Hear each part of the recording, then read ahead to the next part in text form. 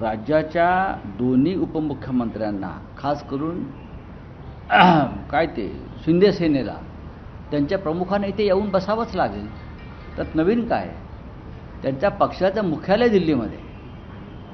म्हणून शिंदे जर आले असतील तर तो माननीय उद्धव ठाकरे यांच्या दौऱ्याशी योगायोग वगैरे समजण्याचं कारण नाही. त्यांना दिल्लीतच थांबावं लागतं ना.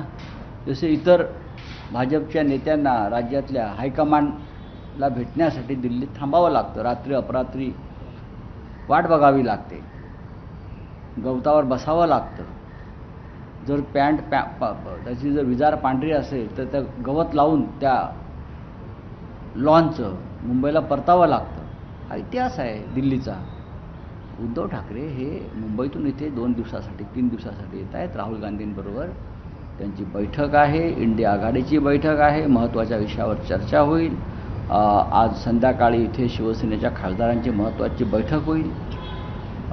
त्यानंतर कदाचित आज ते माननीय शरद पवार साहेबांनाही भेटण्याची शक्यता आहे संध्याकाळनंतर.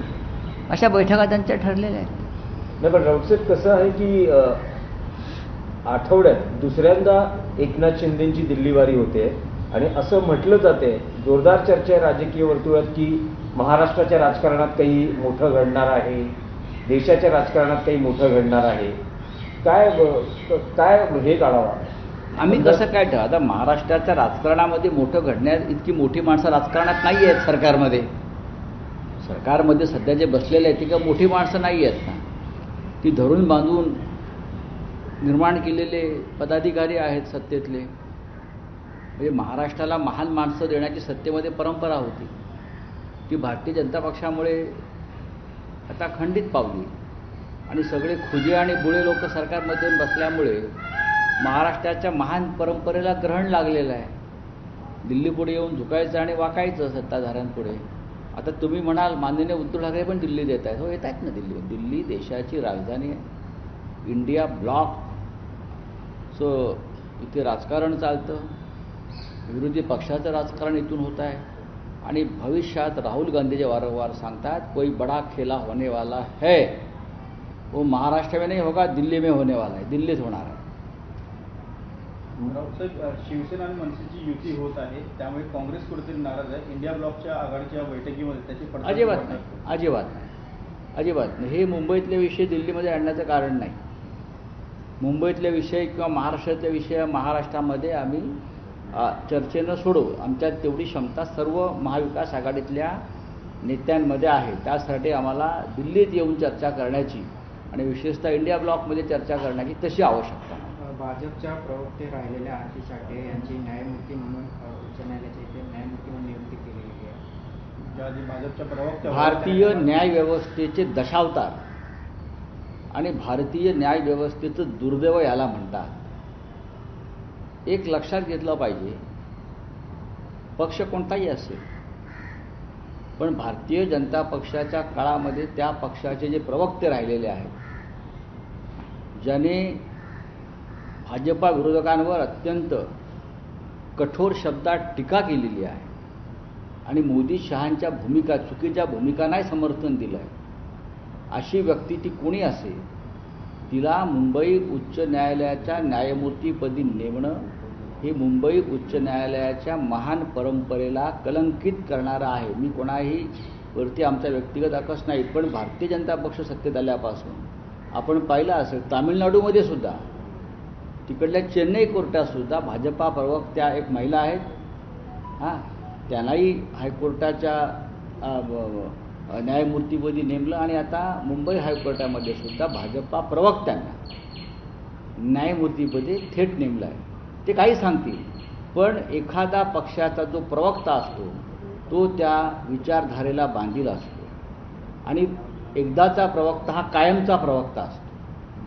मुंबई हायकोर्टामध्ये भाजपाशी संबंधित 5 न्यायमूर्ती आहेत, जे कधी संघ परिवाराच्या शाखेत जात होते, ज्यांचं कुटुंब संघ परिवारामध्ये आहे, असे 5 ते 6 न्यायमूर्ती आहेत. राज्यामधल्या हायकोर्टामध्ये अशा प्रकारच्या नेमणुका करून, सुप्रीम कोर्टामध्ये नेमणुका घडवून देशाची न्याय यंत्रणा पूर्णपणे ताब्यात ठेवण्याचं हे मोदी आणि शहा यांच्या भाजपचं कारस्थान आहे. या देशाच्या सर्व घटनात्मक संस्था या आपल्या गुलाम असाव्यात यासाठी मग निवडणूक आयोगापासून राज्यपालापर्यंत सगळ्या कोणत्याही घटनात्मक संस्थेवरती आज फक्त भारतीय जनता पक्षाचे लोक निवडून नेमले जातात. हे या राज्याच्या लोकशाहीसाठी अत्यंत घातक आहे. काल राज्यसभेमध्ये विरोधी पक्षनेते मल्लिकार्जुन खरगे यांनी त्याच पद्धतीचा मुद्दा मांडला. राज्यसभेमध्ये आता केंद्रीय सुरक्षा दलाचे जवान येतात सभागृहामध्ये. ही घटनात्मक संस्था आहे. संसदेची स्वतःची एक सुरक्षा यंत्रणा आहे पार्लमेंटची, आणि ह्याच पार्लमेंटच्या सुरक्षा यंत्रणेनं जेव्हा पार्लमेंटवरती हल्ला झाला तेव्हा दहशतवाद्यांशी लढाई करून प्राणांची आहुती दिलेली आहे आपली संसद वाचवण्यासाठी. आज मोदी आल्यावर, शहा आल्यावर नवीन संसदेमध्ये केंद्रीय सुरक्षा दल, केंद्रीय औद्योगिक सुरक्षा दल जे अनेकदा भारताच्या सीमेवर असतात, जे एअरपोर्ट असेल किंवा अनेक जी संस्थानं आहेत देशाची त्यांची सुरक्षा करतात, ते राज्यसभेच्या सभागृहामध्ये येतात. केंद्रीय CISF. आमचा प्रश्न त्यांना होता की हे खासदार जे बसलेत विरोधी पक्षाचे ते अतिरेकी आहेत का, की तुम्ही ते यांना आतमध्ये आणता, आम्ही अतिरेकी आहोत का? अशा पद्धतीनं न्याय यंत्रणेमध्ये सुद्धा त्यांनी आपली माणसं घुसवलेली आहे. निवडणूक आयोग हा त्यांचा गुलामच आहे देशाचा, महाराष्ट्राचा जो काय असेल तो. मुंबईमध्ये आता त्यांनी सांगितलेलं आहे की महानगरपालिकांच्या निवडणुका ज्या आहेत EVM यंत्राचा वापर होईल, पण VVPAT मशीन लावणार नाही. म्हणजे कोणाला मत दिलं हे तुम्हाला कळणार नाही. मग निवडणुका घेत्या कशा करता?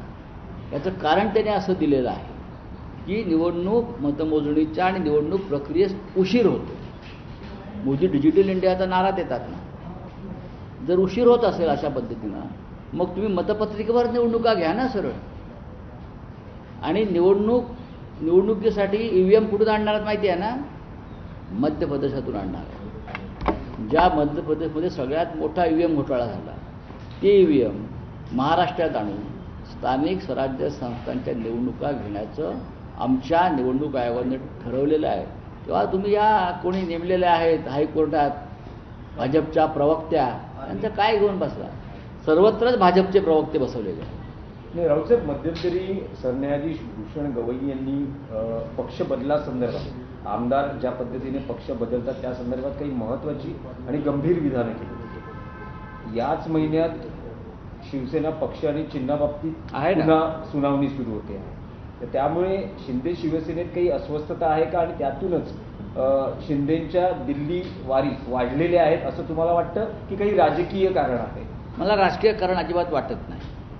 कारण राजकीय कारण करण्यासाठी राज्याच्या उपमुख्यमंत्र्यांना दिल्लीत यावं लागेल असं वाटत नाही. कारण दिल्लीतून आदेश होतो त्यानुसार त्यांचे ते पालन करतात. ही भाजपची परंपरा आहे.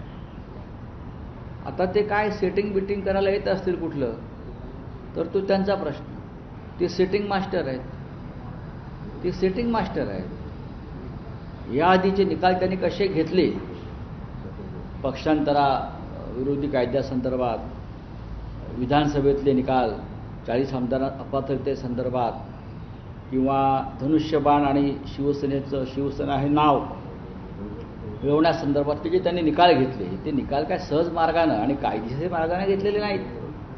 ते अशाच प्रकारे सेटिंग बिटिंग आणि गॅम्बलिंग करूनच घेतलेले आहेत.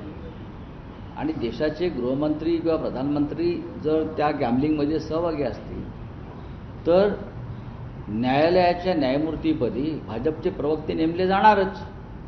जम्मू काश्मीरचे माजी राज्यपाल सत्यपाल मलिक यांचं निधन झालेलं आहे. होय सर, उत्तरकाशी में जो घटना घटी है सर, कैसे देखते हैं? बहुत ही दर्दनाक हादसा है. महाराष्ट्र से नहीं पूरे देश से बहुत से पर्यटक वहाँ आज बैठ के हैं.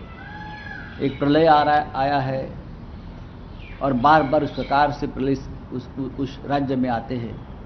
उसके लिए एक बहुत ही मजबूती से काम करना पड़ेगा और सरकार को पूरा ध्यान ऐसे राज्यों पे देना पड़ेगा जो पहाड़ी इलाके हैं, जहाँ हमारे तीर्थ क्षेत्र है, जहाँ पूरे देश से हजारों लाखों लोग जाते हैं, चाहे वैष्णोदेवी हो, चाहे अमरनाथ हो, चाहे केदारनाथ हो, उत्तराखंड हिमाचल जैसे राज्य में होता है.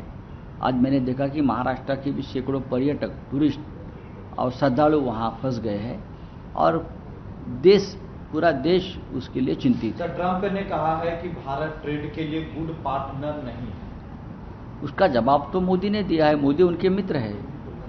भारत ट्रेड के लिए गुड पार्टनर नहीं है तो हमारे जो प्रधानमंत्री कहते हैं कि हम विश्व की तीसरी सबसे बड़ी अर्थव्यवस्था बनने वाले हैं, उसका मतलब ट्रंप मोदी को झूठा बोल रहे हैं।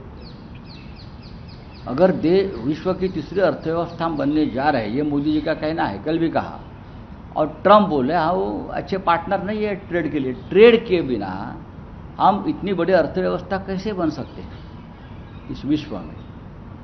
मोदी जी को ट्रंप बार बार अपमानित कर रहे हैं। अब ये समय आ रहा है, पूरे विश्व में मोदी जी के खिलाफ एक माहौल बन गया, एक वातावरण बन गया। विश्व का कोई भी राष्ट्राध्यक्ष मोदी को चाहता नहीं है कि मोदी उनके साथ बैठे, उनके साथ चर्चा करे।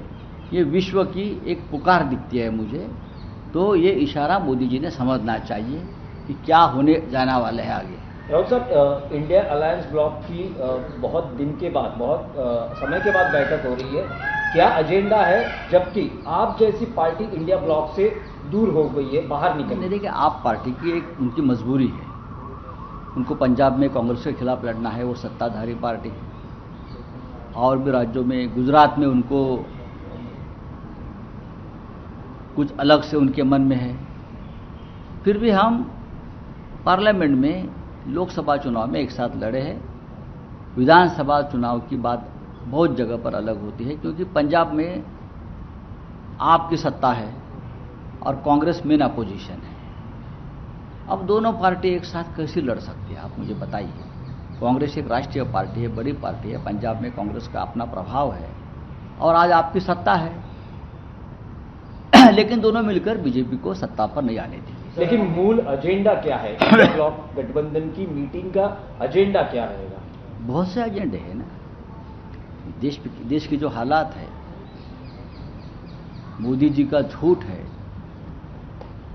पहलगांव का अटैक, ऑपरेशन सिंदूर की बात है, बिहार का चुनाव है, SIR वो मुद्दा है। ऐसे बहुत से मुद्दों पर चर्चा हुई और खास करके एक दूसरे से मिलना, चर्चा करना, यही मकसद है। अनिल अंबानी निधन झालेलं आहे, त्यांच्या निधनामुळे आम्ही पहलगामचं सत्य देखील दफन झालं. अजिबात दफन झालं नाही. सत्यपाल मलिक गेले 5 ते 6 वर्ष या विषयावर सातत्यानं बोलत होते. त्यांनी सत्य बाहेर आणलं आणि अखेरचा श्वास घेतला, आणि ते सत्य बाहेर आणल्याबद्दल त्यांच्यावर CBIने खोटे खटले दाखल केले. ते संघर्ष करत राहिले, लढत राहिले. माननीय उद्धव ठाकरे आम्ही सगळे शेवटपर्यंत त्यांच्या संपर्कात होतो, आणि एक महान योद्धा लोकशाहीसाठी लढणारा आपल्यातून निघून गेला, याचं आम्हाला दुःख आहे. सत्यपाल मलिक यांच्यासारखे जे नेते आहेत ते संघर्षातून निर्माण होतात आणि शेवटपर्यंत संघर्ष करत राहतात. सर, अनिल अंबानी से कल ईडी ने तो उनकी बात है. एक और सवाल. ABP माझा, उघडा डोळे बघा नीट.